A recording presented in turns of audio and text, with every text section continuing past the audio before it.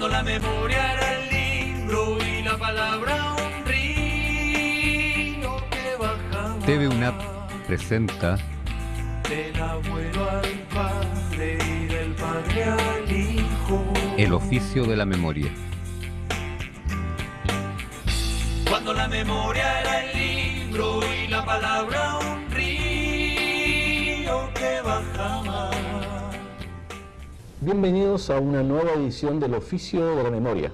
Por supuesto, estamos en TV UNAP Televisión Universitaria, la televisión de la Universidad Arturo Prat. Y estamos en la biblioteca central de nuestra universidad, aquí, en la avenida Playa Brava.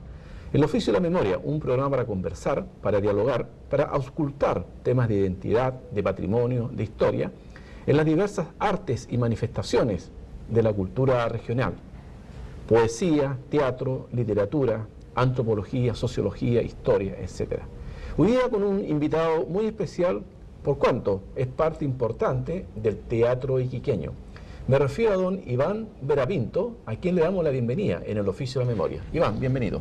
Muchas gracias, Bernardo. Bueno, gustoso compartir contigo este programa para poder conversar de algo que me apasiona tanto como es el teatro.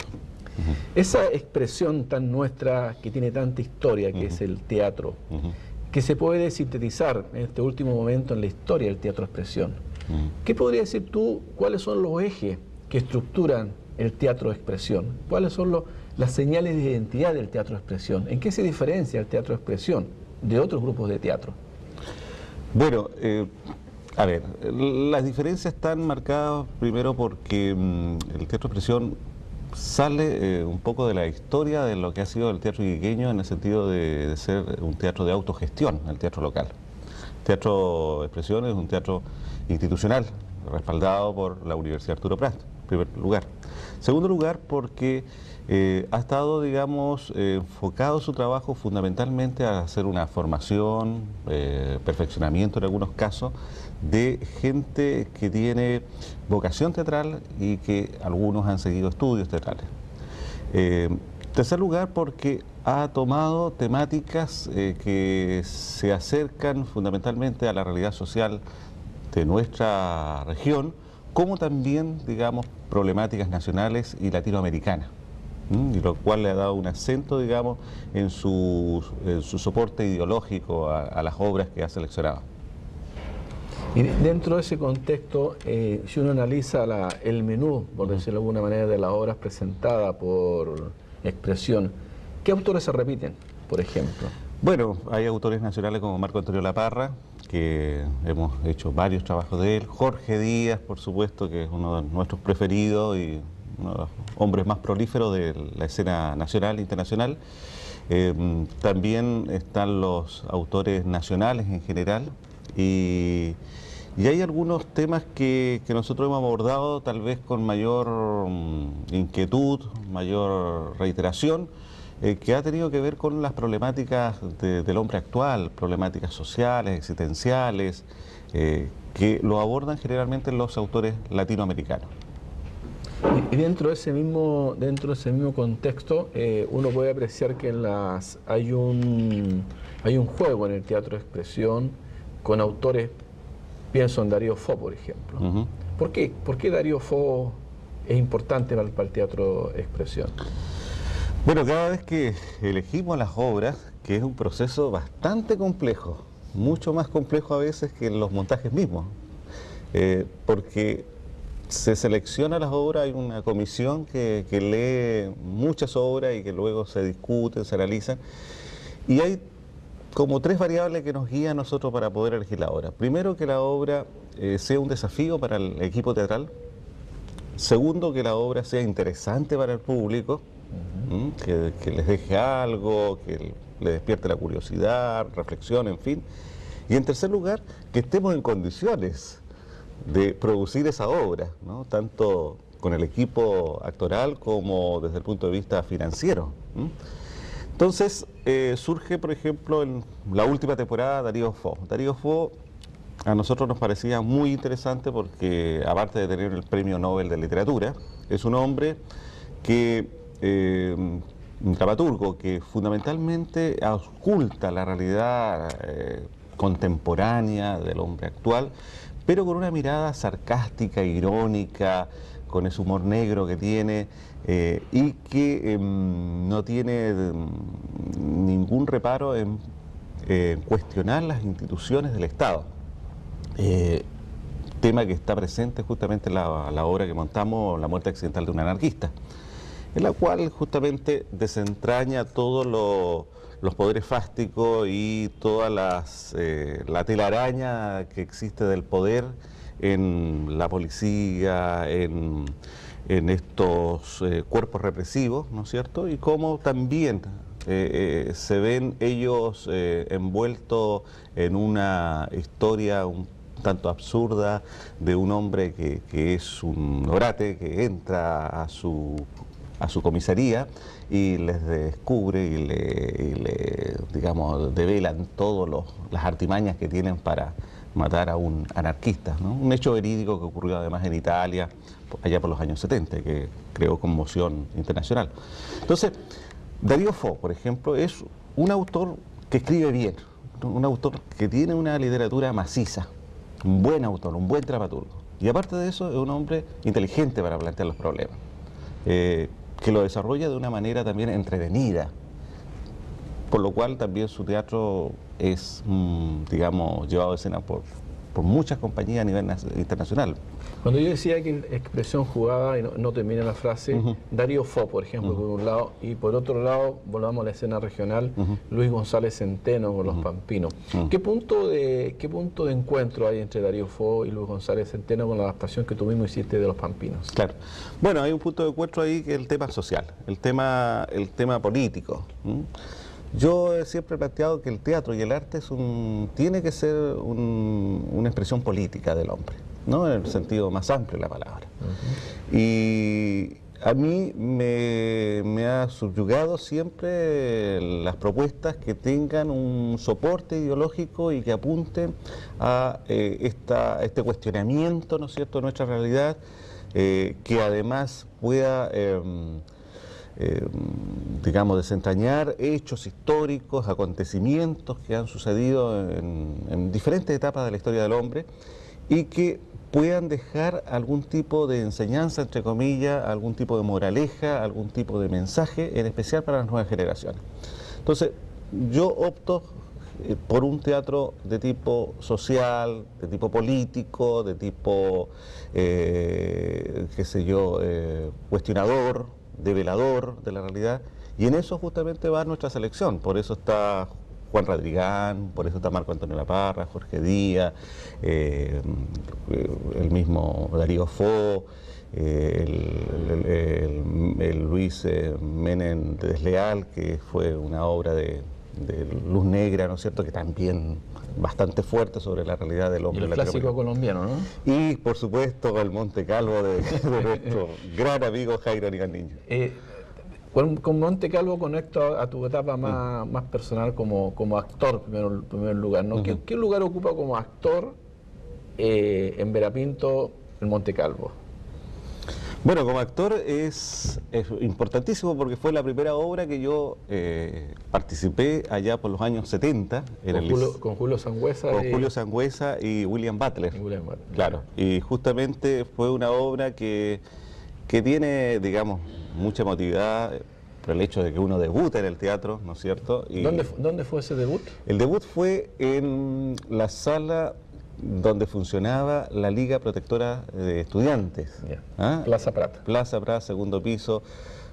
Tú recordarás que abajo estaba Don Sata, ¿no? Don Sata, exactamente. Una discoteca donde los jóvenes entonces iban a bailar. Exactamente. Yo estaba pequeño, mi hermana mayor iban a bailar esas cosas. Me acuerdo de Lalo Espejo a bailar. El Lalo Espejo no, él era ya un hombre hecho derecho. Era un señor ya. Era un señor, él ya, un respetable. Carlos Morales lo acompañaba. Carlos Morales lo acompañaba siempre, estaban ahí. Pero este fue un segundo piso donde se hizo el estreno. Una salita muy particular porque aún recuerdo, creo que todavía está, no estoy seguro, un gran mural sobre la historia de Chile, ¿no es cierto?, pintado, un escenario pequeño, muy austero, humilde. y que nos facilitaban a nosotros, los alumnos liceanos, que trabajábamos en ese entonces con dos profesoras, las señoras Angelina Chan y Adriana Peirano, ¿no es cierto? Y que nos hacían clases de castellano, Grandes literatura, profesoras. muy buenas profesoras, y que fueron justamente quienes nos motivaron a nosotros a incursionar en esto de las artes y a lo mejor a tener esa actitud crítica frente a la literatura, ¿no? Entonces, ahí empezamos en esa sala y prácticamente después de las horas de clase nos íbamos a concentrar allí todas las tardes, era casi un ritual. ¿Dónde más se presentó en ese tiempo Monte Calvo? El Monte Calvo después hicimos toda una gira con la obra a nivel nacional, porque coincidió de que el gobierno de la Unidad Popular en ese entonces hizo un festival, fue como una especie de congreso de artes de los jóvenes, en fin, y viajamos a Santiago. Estuvimos una semana en Santiago presentándolo en diferentes comunas de Santiago con la obra.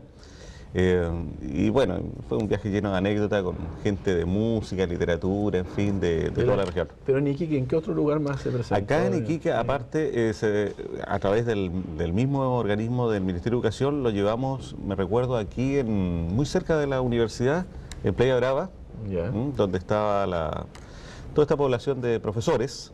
Ahí había un escenario al aire libre, ahí lo presentamos. Después en la población John Kennedy.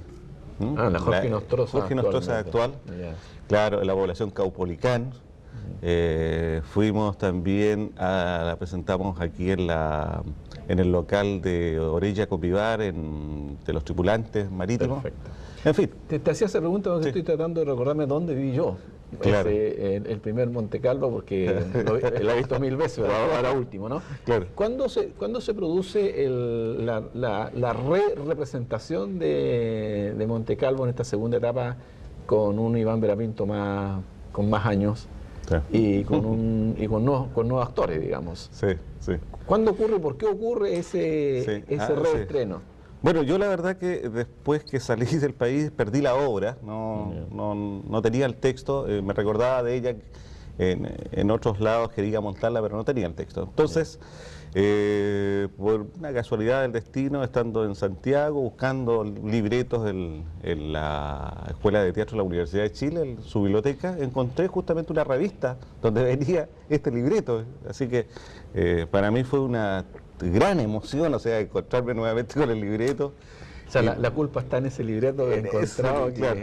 Y de inmediato lo traje, bueno, y la verdad que estuvo ahí en barbecho, en estudio por el grupo, y por una circunstancia, porque nos falló una obra que íbamos a montar, unas tríceps, la descartamos y propuse esta obra que es muy sencilla, muy simple, pero una historia muy buena. Muy profunda y muy tiene profunda. una tensión dramática muy fuerte. Y pareciera que con el tiempo, debe ocurrir con todos los montajes teatrales, la obra original termina siendo readaptada en lo lúdico, en lo estético, por los actores que la componen. Claro. Una vez ustedes montaron Monte Calvo sin Sabat, creo, porque el equipo estable eras tú, Antonio Sabat y Juan Carlos Rocha. Exacto. Y lo montaron con otro actor. Sí, con Raúl Cifuentes. Claro. Y pareciera que la cosa no trucó ahí. porque uno está acostumbrado a ver Sí, la otra versión. Claro. Y aquella gente que vio el Monte Calvo en los 70 y que la ha visto ahora, esa gente cambió, creció, está más vieja también. Sí.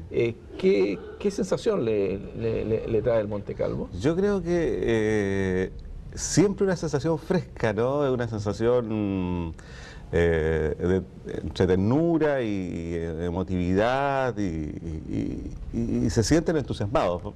Me ha pasado con otros amigos, aparte que tú que lo has visto como 1000 veces, ¿no es cierto? Sí. Pero me ha pasado con otros amigos. Y con mucho gusto lo he visto 1000 veces. Y con mucho gusto también ellos lo han disfrutado. Me recuerdo Julio Sangüesa, en una oportunidad que fuimos a Santiago, ¿no? Estaba ahí, que fue uno de los primeros actores que montó la obra. Y estaba pero emocionado, yo lo sentía como reía como público, ¿no es cierto?, de las locuras que hacían los personajes. Entonces creo que una obra que como los caballitos de batalla, ¿no?, en los conjuntos musicales y en otros, que siempre están presentes y que nos ha dado mucha satisfacción. Con esa obra nosotros prácticamente hemos viajado a todos los festivales que nos han invitado en Chile, hemos salido al extranjero y en todos los lugares ha sido verdaderamente ovacionada la obra. Y los mismos colombianos, porque hay que decir que el autor es colombiano, lo han visto y nosotros con un poquito de vergüenza porque le hemos hecho sus adaptaciones, su acomodo del lenguaje. Ayornamiento, que exacto, es absolutamente correcto, ¿no? Exacto, y el lenguaje chileno que está presente, pero hemos tenido las mejores críticas de los mismos colombianos y también de especialistas en teatro, ¿no?, los cuales han publicado en algunas revistas, por ejemplo en Estados Unidos. Fundamentalmente porque ponemos en relieve este contexto social, el de la guerra, el de los marginados en Latinoamérica, y que es un problema que aún está latente en nuestra tierra. Cada vez que hay una guerra, el Monte Calvo se convierte en un elemento contemporáneo. Exacto. Si van con el quiebre de la democracia del 73, tú tienes que irte del país. Sí. Te vas a Perú. ¿Qué pasa en Perú? ¿Qué pasa en el país hermano, fundamentalmente en Ayacucho, donde tú llegas y estudias en la Universidad de San Cristóbal de Huamanga, ¿no? Sí, ¿Qué pasa con el teatro, con Vera Pinto en esa época? Bueno, la verdad que al llegar al Perú yo me fui con el propósito de estudiar antropología en esta universidad que ubicada en la Sierra Central del Perú. Y allí me dedico fundamentalmente a estudiar, pero surge la posibilidad de hacer teatro y de crear un grupo de teatro en la universidad, con el apoyo también de la misma institución.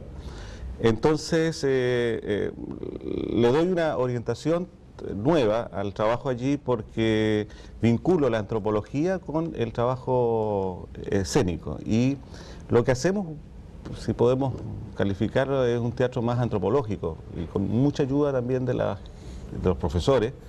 Nos ponemos a investigar realidades locales, nacionales, que tienen que ver con el movimiento campesino, que tienen que ver con las tradiciones, con las leyendas, y comenzamos justamente a hacer un trabajo escénico que prácticamente casi fueron 6 años que estuvimos allí y que nos permitió además recorrer prácticamente todo el Perú. ¿Hay una obra que te haya quedado en la retina? Sí, una obra de un grupo argentino de Libre Teatro Libre que se llama El asesinato de X, que fue, a ver, como el Monte Calvo, ¿no?, pero en la situación peruana, que es una obra también que nos permitió ir a diferentes escenarios. Y además que era como universal el tema, porque hablaba sobre el tema de la represión en América Latina en los años 70, ¿no es cierto? Pero esa represión transversal en los medios de comunicación, en la educación, en fin. Entonces, y fue un buen montaje con música, además que ya influenciado por la cultura peruana. Los actores cantaban, estaba metido el folclore, estaba metido otras formas de comunicación con el público que causaban un buen efecto. Y los actores tenían la virtud, esos actores, de que además eran cantantes y buenos instrumentistas. Entonces, toda la música en vivo, una cosa muy interesante. Pero estamos en una época, Iván, Sí. y en un lugar que es Ayacucho, que Sí. es San Cristóbal de Huamanga, y también está Sendero Luminoso. Sí. ¿Y qué significa para Iván Vera Pinto, que viene que sale del Liceo de Iquique, llega a esa universidad y se encuentra con personajes como Abimael Guzmán, porque que tú me dices que conociste también? Sí, claro. Bueno, es una realidad totalmente diferente porque Ayacucho, para quienes no lo conocen, sigue siendo una ciudad pequeña, sigue siendo una ciudad semi-rural y una ciudad que funciona en torno a la Universidad San Cristóbal de Huamanga, que en ese tiempo, me recuerdo, tenía algo así como 3.000 estudiantes, y 3.000 estudiantes era bastante para una ciudad que es la mitad de Iquique.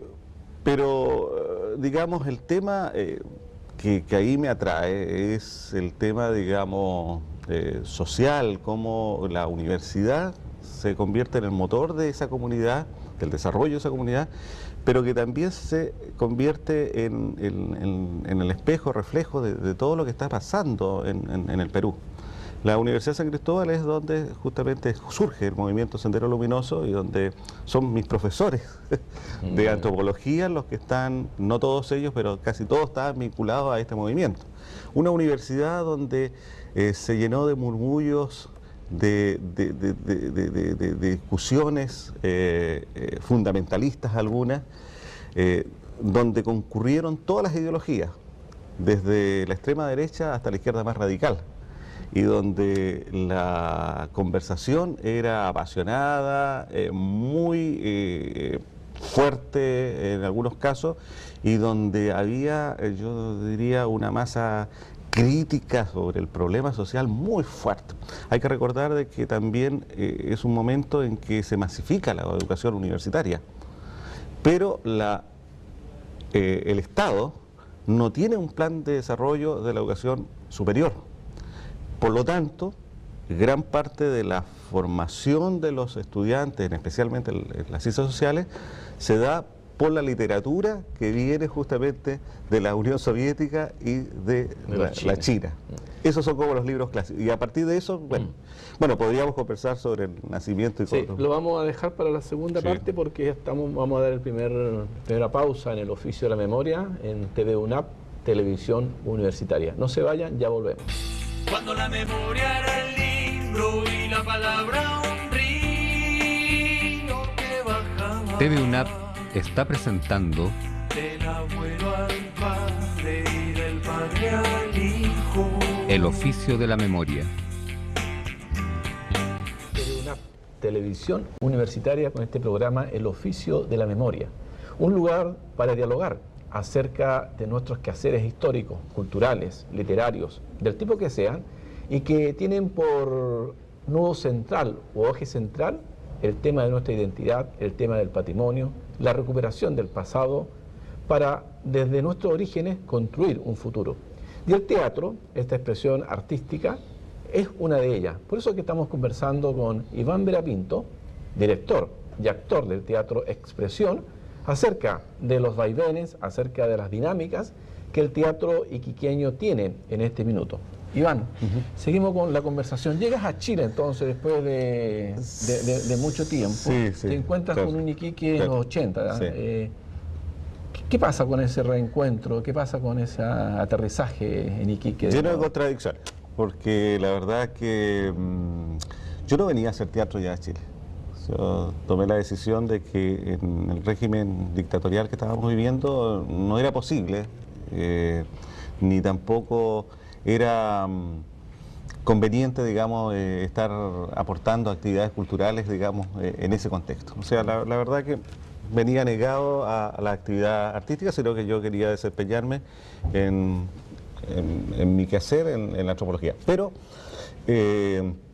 tenemos problemas de trabajo, la verdad, acá.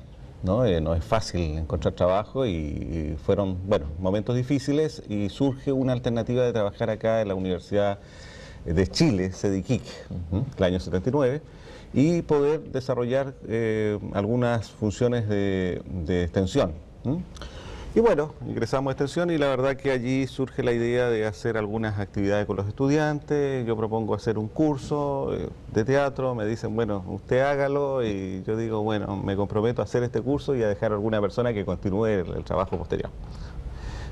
Se hace el curso, pero nuevamente el bichito que uno lleva le dice de que no, tiene que seguir con la tarea y asumir la responsabilidad de conformar al equipo. Así que del 79 hasta esta fecha hemos estado 26 años aquí en esta casa de estudio, haciendo, entre otras funciones, el teatro, que ha sido para mí la base fundamental de mi vida también. ¿Alguna anécdota, alguna experiencia del tiempo de la dictadura dentro de la universidad, del teatro, que haya significado decir, cuidado con las obras, cuidado con estos montajes? ¿Se vivió ese proceso de alguna manera? Por supuesto. Acá hubo una censura en esta casa de estudio muy fuerte, muy fuerte. La verdad que incluso profesores se prestaron para ser cómplices de esas censuras, y profesores que aún están presentes acá en nuestra universidad. Yo la verdad que personalmente pasé momentos difíciles, pero más que ello era el trabajo teatral, el que siempre se vio enfrentado a una situación de agobio por parte de las autoridades en un momento. Y yo creo que ese ha sido uno de los méritos del teatro de expresión. Uno de los méritos del teatro de expresión porque supo, digamos, sortear todas estas situaciones. Había una comisión que examinaba todas las obras que el teatro de expresión quería montar. Entonces tenían que presentar 3 obras, ¿no es cierto? Y esa comisión decidía qué obra podía montar el teatro de expresión. Hubo situaciones que fue la obra, me recuerdo, El Rey se muere, de Eugenio Ionesco, una obra clásica contemporánea, que se nos acusó de que nosotros estábamos haciendo una apología, ¿no es cierto?, contra Pinochet. Y el rector de esa época de inmediato hizo suspender la obra, ¿no? Tuvimos un mes, qué sé yo, que tuvimos que hacer todo un alegato, presentar antecedentes, que lo había montado el Teatro de la Católica, en fin, todos los teatros a nivel mundial. Y luego de su evaluación se nos autorizó, porque se dieron cuenta de que iba a ser peor las consecuencias que iba a traer la suspensión de la obra que continuara, digamos, su temporada. La misma Sala Veterano 79 en un momento se quiso vender, ¿no?, para hacernos desaparecer físicamente y ya no tener el espacio. Allí también nos movimos con el Colegio de Arquitectos, con gente, qué sé yo, que respeta el patrimonio local, y al final no se presentó nadie a la licitación, ¿no? Y no se vendió, menos mal, ese espacio que tiene toda una tradición. Situaciones, digamos, de acusaciones que fuimos digamos, dirigidas por personas de la comunidad, gente de seguridad, gente de la misma universidad, en fin. Entonces tuvimos que refugiarnos en una literatura dramática, clásica, con comedias, con algunas farsas, con algunas cosas livianitas, ¿no es cierto?, que nos permitieran subsistir en esa condición, con casi 0 recursos y con una participación, digamos, en el ámbito universitario limitada al radio de acción de la Sala Veterano 79. Ninguna injerencia acá en la universidad, ninguna participación, nada. Esa fue una situación difícil que fue de varios años. Y además el rey no ha muerto, está preso, pero no ha muerto. Exacto, claro. Además un sentido de la autoridad tan grande, ¿no?, del rey, pensando en el rey. Claro. ¿Quién interpretó el papel del rey en ese entonces? Antonio Sabat, y una obra que tiene sus anécdotas, tiene muchas anécdotas, porque teníamos, bueno, este conflicto con las autoridades, pero además teníamos nuestro conflicto interno, que pasó, digamos, esas cosas extrañas, que todo el mundo se empezó a enfermar.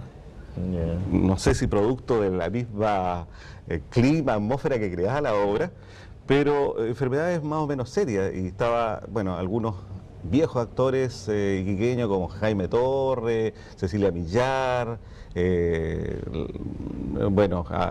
Antonio Sabat, en fin, y todos con enfermedades más o menos graves que tuvimos que reemplazar, algunos actores, en fin. Entonces no podíamos salir con la obra, y para salir con esa obra tuvimos que hacer un sahumerio en la Sala Veterano 79, con música, en fin, para espantar los malos espíritus, decíamos. Y recién allí salimos. Y luego estuvimos 2 semanas en cartelera, censurada la obra, un mes suspendido, y luego retomamos y tuvimos que terminar luego porque nos empezaron a poner la máquina nuevamente.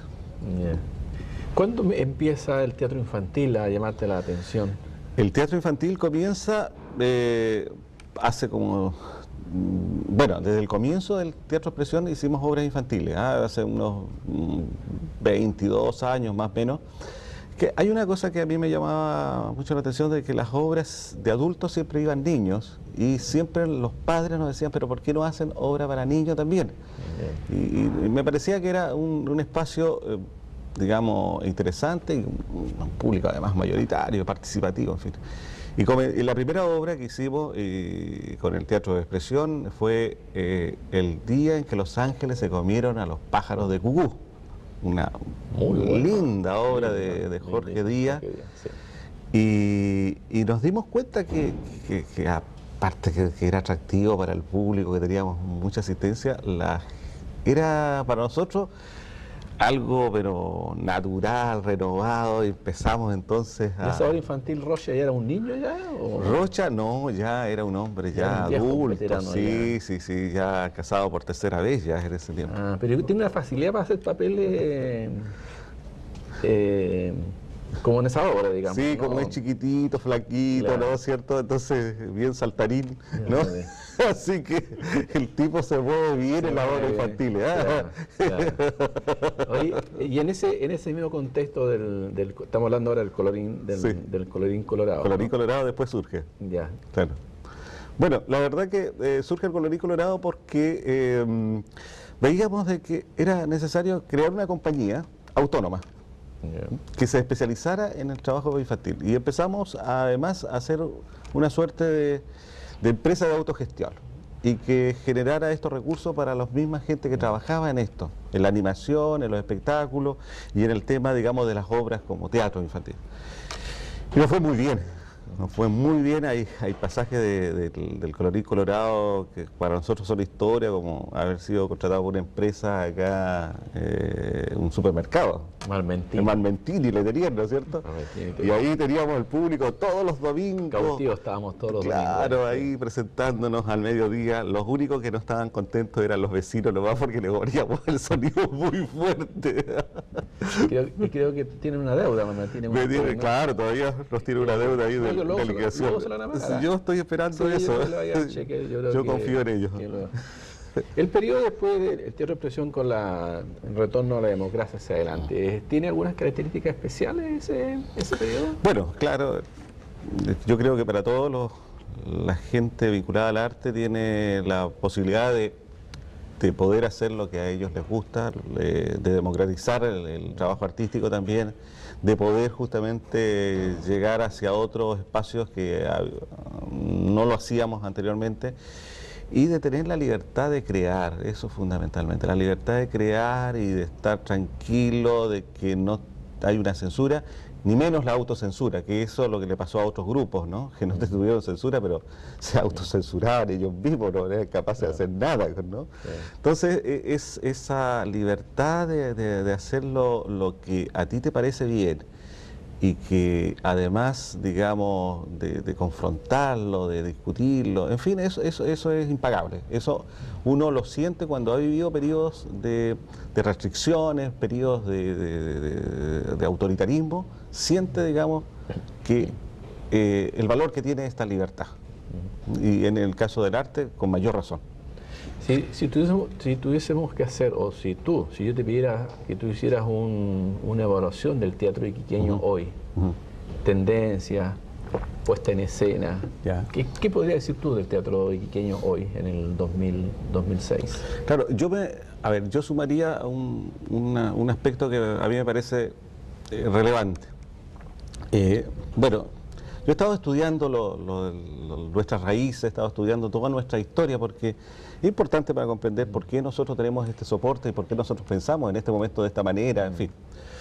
Entonces, hay algunas variables que son, digamos, transversales a toda la historia del teatro local. Primero, el teatro local, como dije anteriormente, ha sido fundamentalmente de autogestión. La gran mayoría de los grupos no han contado con respaldos institucionales. Segundo, el teatro local ha sido un teatro de vocación. Fundamentalmente han participado personas que por sus aptitudes o por una actitud favorable a estas artes han visto de que es un medio para poder expresarse. Tercero, es un teatro que ha tomado como tema fundamental contenidos que tienen que ver con nuestra realidad social o con realidades nacionales latinoamericanas, pero siempre apuntando a un tema social popular, que eso ha sido lo mayoritario.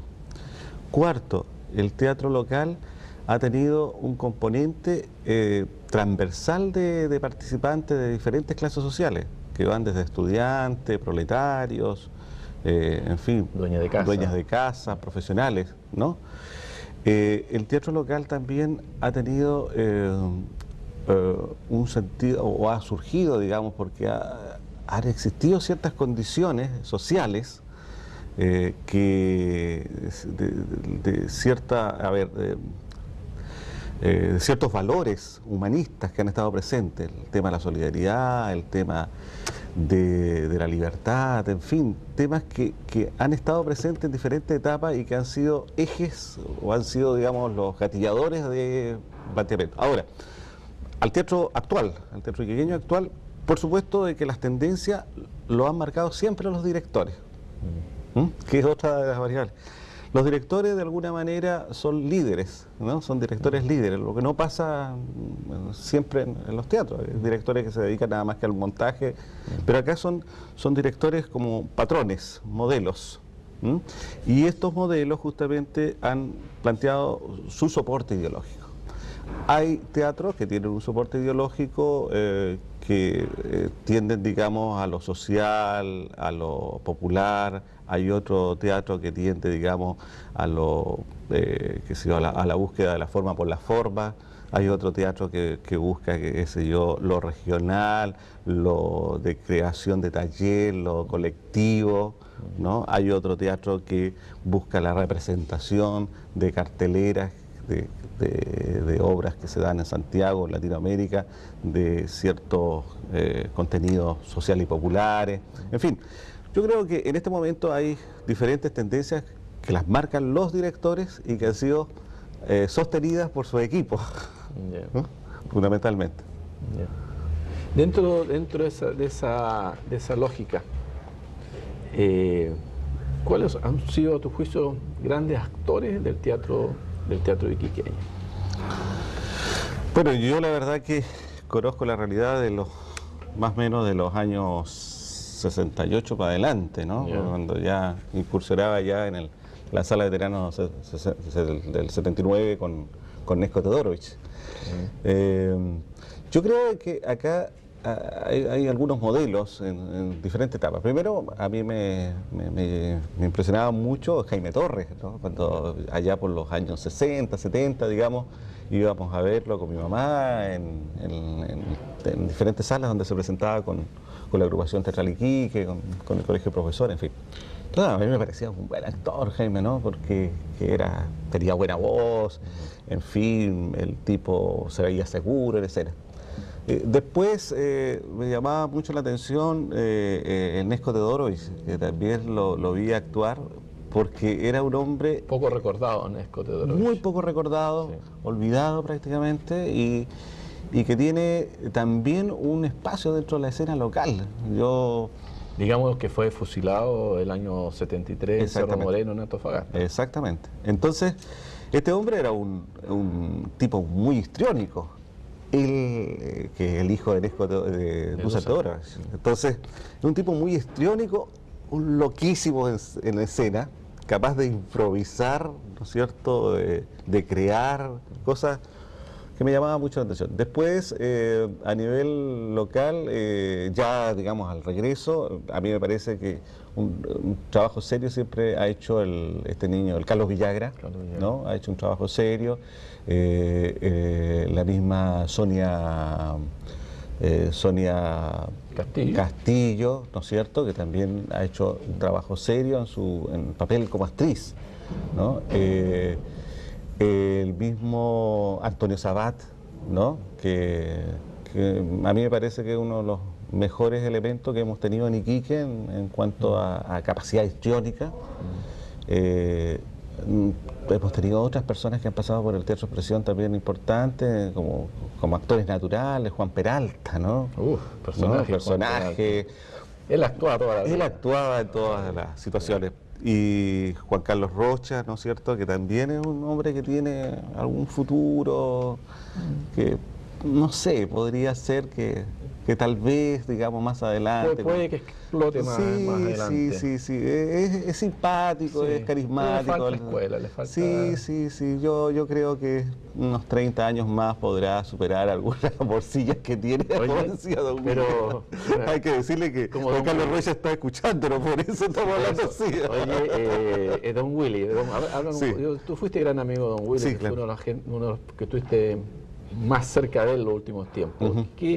¿Qué enseñanza te dejó Don Willy al teatro y para ti como persona? Bueno, humildad primero. Humildad. Un hombre que hacía todo sin pensar, creo, digamos, la gratificación, en sacar partido de su trabajo, ¿no? Un hombre que lo hacía todo siempre con humildad. Segundo, yo creo, para mí, su actitud frente a la vida. Una actitud positiva, una actitud entusiasta, una actitud optimista, pero total. Eso es lo que a mí me conmovía, me levantaba. El tipo nunca se sentía menoscabado, incluso con todas sus limitantes que podía tener, económica, física, en fin. No, él estaba haciendo nuevos proyectos, él estaba pensando en el futuro, no estaba pensando en la muerte, no estaba pensando en jubilarse. Entonces, ese es un ejemplo, un modelo de persona que realmente nos llena de juventud. Realmente eso me llamó. Y bueno, lo otro es su solidaridad con todo el mundo, con la gente de teatro y con la gente que no era de teatro, de ayudar. Creo que fundamentalmente don Willy era un obrero de la escena. Un obrero de la escena, un hombre creativo, un hombre de mucha bondad y que la verdad que era muy querido por todos, creo que es el centro que nos permitía unir a todos los teatristas locales. Es como cuando la abuelita, ¿no es cierto?, ejercía el matriarcado en nuestra familia y nos decía, ¿sabe qué? Ahora estoy yo acá en la mesa y siéntese todo conmigo, ¿no? Y todo el mundo tenía que respetar a la abuelita y todo el mundo comíamos juntos y compartíamos todo. Y cuando la abuelita se va, ya cada uno hace lo suyo. Pero creo que don Willy es un buen ejemplo. Iván, una obra a montar que por diversas razones no ha podido realizarlo. ¿Hay alguna en especial? ¿Algún sueño como de un libro que uno quisiera escribir, pero que no puede por X razón? ¿Hay una obra de teatro que tú...? Sí, hay varias obras que uno deja en barbecho porque por diversas circunstancias no tiene los elementos o son producciones, digamos, muy ambiciosas. Yo creo de que hay uno de los desafíos que tengo es de montar algo de Bertolt Brecht. Lo hice en otro momento, pero ahora aquí en nuestra situación me gustaría montar algo clásico de Bertolt Brecht. ¿Alguna obra en especial? Sí, La Madre. La Madre de la adaptación que hizo Bertolt Brecht de Máximo Gorki. Claro, ¿no? La madre de los fusiles de Madre Carrar, que creo que a mí hay temas que me obsesionan. El tema de la guerra me obsesiona mucho, pero no la guerra misma, sino que lo que ocurre en torno a la guerra, los personajes que están en torno a la guerra. Por eso me gusta mucho el neorrealismo italiano, en fin, todos estos personajes que son los marginados o los que quedan como, digamos, como producto de una confrontación bélica. Y Brecht toma mucho todos estos aspectos. Me gustaría eso. 10 años más en la Expresión, ¿dónde estará? ¿Qué habrá montado de nuevo? Imaginémonos 10 años más el Teatro Expresión. No, el Teatro Expresión va a tener un centro de un instituto de estudio donde vamos a hacer academia y donde vamos a dedicarnos al trabajo de investigación teatral. Pero investigación teatral no en términos así, digamos, genéricos, sino que la investigación teatral de nuestra realidad. ¿Ya? Yo de alguna manera quiero, y que tiene que ver con el trabajo teatral, quiero volver nuevamente a mis raíces antropológicas. Es una cosa que me pena mucho. Al Homo sapiens. Exactamente. Y tengo que volver a Ayacucho, tengo que volver nuevamente a varios lugares y tengo que retomar ese tema y vincularlo esto con lo del teatro. O sea, siempre lo he dicho, yo quisiera tener un instituto de estudios antropológicos, teatrales, en que se vincule el teatro con los temas de nuestra realidad social, cultural. Iván, como dice la canción, sí, todo tiene su final, nada dura para siempre. Pero antes de despedirnos, quiero regalarte un libro, A favor del viento, la historia del Mastranza Fútbol Club. Muchas gracias. Nueva esfuerzo la producción de este programa de regalarle un libro a nuestros entrevistados. Gracias. Te agradecemos tu presencia en el Gracias. oficio de la memoria. Muchas gracias, Bernardo, y bueno, y me ha servido para recordar algunos momentos felices y algunos tampoco no muy felices. Muchas gracias. Gracias. Y de este modo terminamos un nuevo capítulo del Oficio de la Memoria en TV UNAP Televisión Universitaria. Nos vemos. TV UNAP presentó El Oficio de la Memoria. Que bajaba del abuelo al padre y del padre al hijo. Cuando la memoria era el libro y la palabra un río que bajaba del abuelo al padre.